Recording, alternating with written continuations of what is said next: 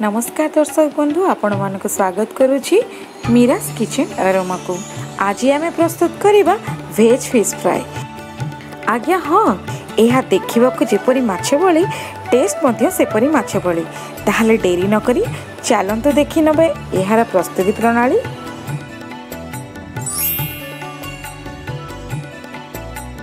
प्रथमे कड़ाई रे पानी गरम करिबा और 4टी कंचा कदली को भल भावे धोई तार दुई साइड टिके काटी ताकू सिझेबा। मझिरे ओलट पालट करिथिबा 10-12 मिनट भितरे यह 80% कुक हो जिवो।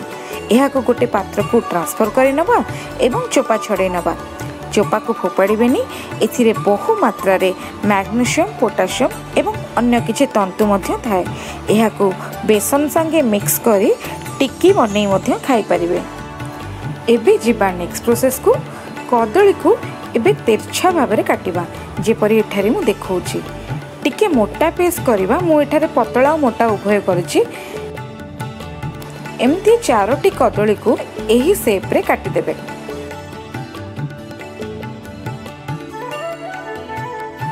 एबे माछर शेप देबा पई मु एठारे मझिरु किछि पोर्शन काटी नउछि। एबे देखा गला ना माछ भली। मु आउ गोटे मध्य एठारे देखै नउछि।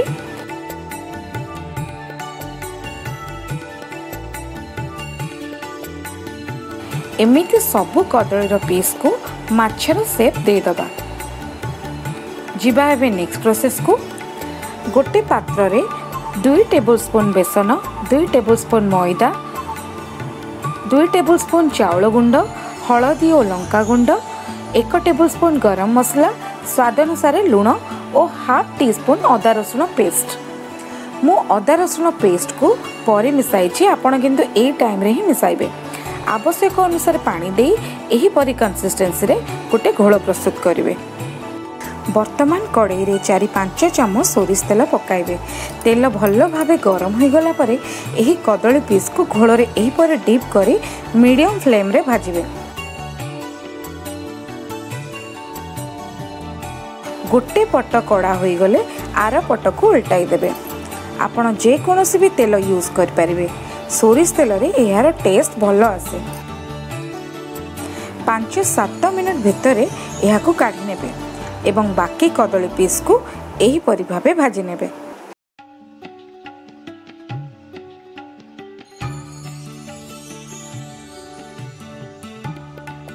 एबे आमे सर्व करि नेबा। देखंतु यह एक्जेक्ट माछ भली देखा जाउची। टेस्ट मध्य माछ भली ही लागिबो। आपण निश्चय घरे थरे ट्राई करंतु।